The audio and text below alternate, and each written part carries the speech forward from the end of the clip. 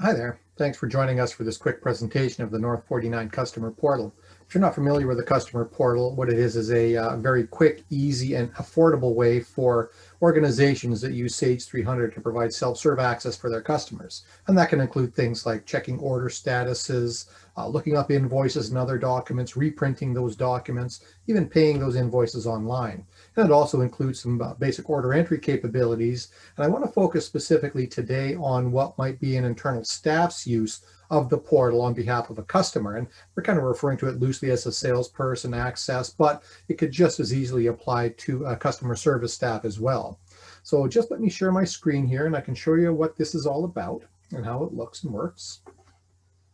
So this is what the login screen looks like, and your customers are going to be presented with exactly the same look. I'm going to log in as what we're calling a salesperson here. And the difference between a salesperson login and anybody else is we've overlaid this additional screen here that allows me to choose a customer that I want to work with. So I want to work with customer 1500, or I could also type in the customer name to get the same result. And now it's going to present me with exactly the same view as my customer would get. But I'm working on behalf of that customer as an internal salesperson or internal customer service person. Now, the primary reason I think that somebody might want to do this would be probably a couple of different things. I mean, it's a quick and easy way to query the customer's account. And the reason why you might want to give this to an internal staff as opposed to giving them direct access to Sage 300 is the customer portal consumes one user license in Sage, and you can have as many people using it as you like. Now, don't tell Sage I said that, but it will reduce the number of user licenses that you may need to have your staff and all of your customers access the customer portal and get access to certain information within Sage 300. So in this case, it's primarily focused around placing orders, but it could also be accepting payments from customers. Let's say one of your staff was engaged in a conversation with a customer on a collect call, and you got them on the phone, they wanted to submit their credit card. You could do so very easily just by using this process here. Hit that make payment button. You can enter the credit card details. If they don't have one on file, you can enter a new card. Just hit that make payment button, enter the card details here. It's going to go straight into the payment gateways vault, whoever you're set up with. We've got Paya set up here. You don't ever have to actually enter the card details on your system. This is Paya taking this information, not you. So there's no PCI compliance issues. And so then that way you can take that payment, get the customer's account settled. It goes directly into a Sage AR receipt batch. And once it's posted, everything's reconciled, job's done. What I wanted to talk a bit more about today was maybe the order entry capabilities that this provides as well. So if I go back into the order entry screen here, it presents me with a quick order entry pad, which allows me to place an order, in this case, on behalf of a customer. And so I've got this customer account set up here, right? It's custom comfort, and I'm the salesperson here. It's all listed up in the top right. If I want to change a different customer, I simply hit that change button, enter those customer details, I'm on to the next customer. So quite as easy as that. I've got, for this particular customer, I've got all his ship to locations listed here. I could enter a new one if I like. I could enter a purchase order number if I want to do that, ship date, comments on that order, and then down into the heart of it, which is really, this I can fold closed, down into the heart of it, which is really just entering items that I want to order for this customer. So let's say I want to order a calculator. So I type in part of that product description, or it could be part of the item number as well. And when I click that finder here, it's going to bring up for me a description of that item. Because I had that one checkbox, that green checkbox you saw, it's going to now display an image if I've got any stored, and any of the additional item information that sits inside of one of those 4 additional item information fields inside of inventory control.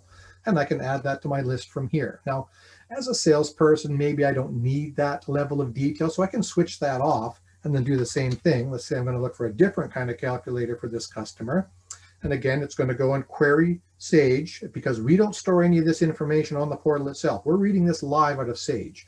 So when I click that, that item now, that's going to go straight onto that line inside of Sage 300. So as your people internally, they're more familiar with their product line. They probably know more about what they're looking for, so they don't necessarily need the extra descriptions or the pictures or anything like that. So they could quickly put in orders here for a customer line by line without having to look at the additional details. And once they're ready to go with this item, they simply hit that place order button, and this inserts an order directly into Sage 300. That is a Sage 300 order number. And I can view that item, or sorry, I can view that order within the customer portal. And if I popped into Sage, I would see that order in there. It was for customer number 1500. Here's the things I ordered. Incidentally, I was just notified by email of that order coming in, because I am the person that we've set up inside the administration portal who wants to get notified when an order comes in. So here is that order that came in.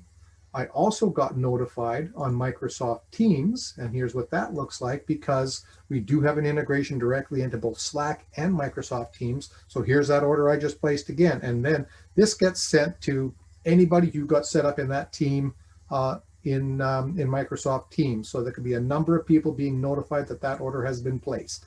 But regardless, the order is done. The customer has received an order confirmation by email, and so they know that their order has been placed, and simple as that, you're done. Now, if I want to move on to another customer, I simply click that change button. I hit the next customer's number, and I am now moving on to work with Mr. Ronald Black. And now I can perform tasks similarly as I did with Custom Comfort. I can do it for Ronald Black.